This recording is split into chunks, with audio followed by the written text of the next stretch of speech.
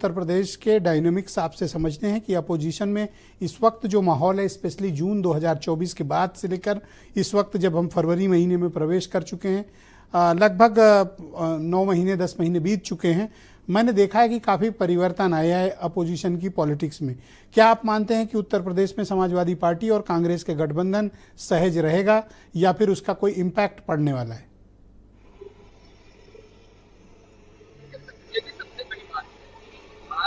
बात की जाए तो गठबंधन हमेशा सुविधा के लिए होता है, चाहे कोई भी दल करे। दिल्ली में जिस तरह की सियासत की सबको पता था कि बीजेपी और आम आदमी पार्टी आमने सामने है, और लगा होगा समाजवादी पार्टी को कि शायद अगर आम आदमी पार्टी के साथ हम जाते हैं उसका बेहतर लाभ मुझे मिलेगा, लेकिन केवल एक घटनाक्रम से इसका तालमेल नहीं बैठा सकता।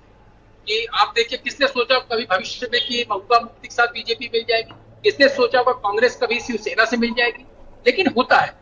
आज के जो परिप्रेक्ष्य में आज की जो सियासत है उसमें आप ये कह सकते हैं कि कांग्रेस ने अपनी एक साख कम से कम इतनी बना के रखी है कि वो भारतीय जनता पार्टी के साथ कभी नहीं, तो चाहे वो समाजवादी पार्टी हो, चाहे आम आदमी पार्टी हो, चाहे वो बीजेपी की पार्टी हो, उनको तय करना पड़ेगा कि बिना कांग्रेस के अगर गठबंधन के आएंगे, भले आपको लगता हो कि कांग्रेस कमजोर है, जमीन पर उसके उतने वर्कर नहीं है, लेकिन कांग्रेस इस बात की गारंटी बन चुकी है कि अकेला इकलौता कांग्रेस ऐसी दल है जो बीजेपी के साथ प्रत्यक्ष परोक्ष किसी भी तरह से नहीं जाए। लेकिन दिल्ली के चुनाव परिणाम के बाद जो चीजें सुनने में आई वो बड़ा हैरान करने वाली थी। कांग्रेस पर आरोप लग गया कि वो तो भाजपा को जिताने के लिए लड़ रहे थे। अगर इस तरह की सियासत में बयानबाजी की जाएगी और फिर आप उसी दल के साथ गठबंधन करके चुनाव मैदान में आएंगे तो नुकसान होगा, क्योंकि भारतीय जनता पार्टी को इस बात का अवसर मिलेगा तो जनता के बीच में जाएं और बताएं कि अरे किसको वोट देने जा रहे हो। ये आज कल तो लड़ रहे थे, आज फिर साथ आ गए, कल किसके साथ चले जाएंगे। कुछ नहीं, बिना भाई को बताओ। बिना भाई राशिद अलवी है कांग्रेस नेता, राशिद अलवी, उन्होंने खुद कहा ये बात। आप रुक जाओ सर, पहला राउंड है, डिसिप्लिन मेंटेन करना है। राशिद अलवी ने कहा, प्रोफेसर रामगोपाल यादव जी ने कहा, तो कई लोगों ने कहा, लेकिन सवाल ये है कि अगर आप आज आरोप लगा रहे हैं किसी भी दल के ऊपर, किसी नेता के ऊपर, तो ये सोच के लगाइए कि कांग्रेस कम से कम भारतीय जनता पार्टी को नहीं जिताने का प्रयास करेगी, राहुल गांधी हो चाहे सोनिया गांधी चाहे मल्लिकार्जुन खड़गे, लेकिन ये भी आरोप लगे। और जहां तक अभी सुशील भाई ने कहा ना, संदीप दीक्षित के हारने से लोग खुशी मना रहे थे, आप याद करिए उत्तर प्रदेश की सियासत में जब सपा बसपा आमने सामने लड़ते तो कांग्रेस का बीजेपी के कैंडिडेटों का क्या हाल होता था, उनकी जमानतें जब्त हो जाती थी। लेकिन आज का परिप्रेक्ष्य अलग है जी। तौर पे भारतीय जनता पार्टी मजबूती के साथ लड़ती है तो बाकी दलों की जमानतें जब्त हो जा रही है, लेकिन किसी एक चुनाव से आप भविष्य का आकलन नहीं ये कर जो सकते। एग्रेशन की पॉलिटिक्स कांग्रेस और दूसरे के सहयोगी दलों ने या अलायंस पार्टनर ने शुरू की, मैं इसको एग्रेशन वाली पॉलिटिक्स मानता हूँ। क्या कांग्रेस अब बदल गई है, पहले वाली कांग्रेस नहीं रही है, डिसाइसिव हो गई है और वो सहयोगियों के बारे में कड़ा निर्णय भी कर सकती है? मिसाल के तौर पर आप मध्य प्रदेश देख लें, हरियाणा देख लें और दिल्ली देख लें। इस परिप्रेक्ष्य में ये कह रहा हूं कि कहीं उत्तर प्रदेश में भी एग्रेशन की पॉलिटिक्स तो नहीं करेगी कांग्रेस? नहीं, देखिए विजय जी, सबसे बड़ी बात है कि कांग्रेस के ही वोट बैंक पर बाकी रीजनल पार्टियों का उदय हुआ है, तो कांग्रेस तो देर सवेरे चाहेगी कि अपना वोट बैंक अपने पास लेकर आए।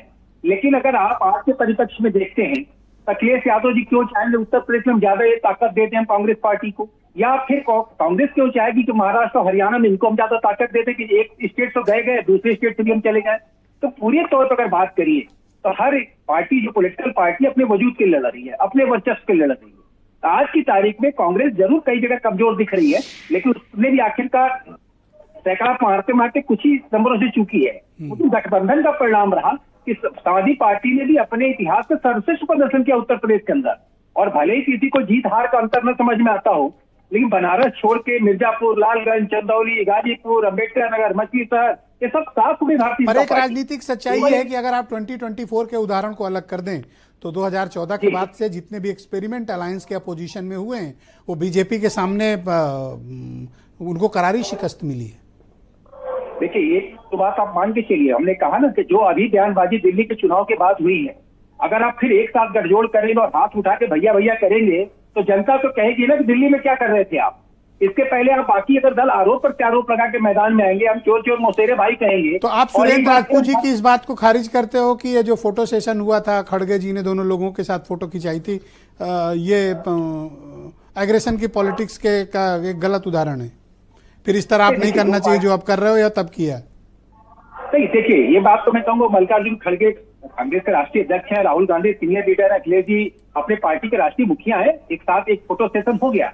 लेकिन मेरा एक मत है कि अगर आप चुनाव में दूरी बनाए हुए थे, आप ठीक आम आदमी पार्टी के साथ थे, लेकिन बयानबाजी पे कंट्रोल होना चाहिए था। आपके दल के नेता लगा दे कांग्रेस पर आरोप, फिर अगले दिन हाथ पकड़ के कही अब सब एक थे, ये अच्छा नहीं है माहौल।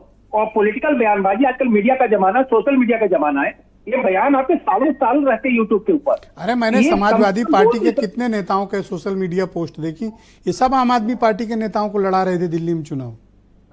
तुमको लग रहा था ना कांग्रेस को हरा रहे थे, इसे बताइए। ये आकलन करना यही भूल गए सिंपैथी कि- सुरेंद्र राजपूत के साथ होनी चाहिए, जो इस डिबेट में कोई नहीं रख रहा है।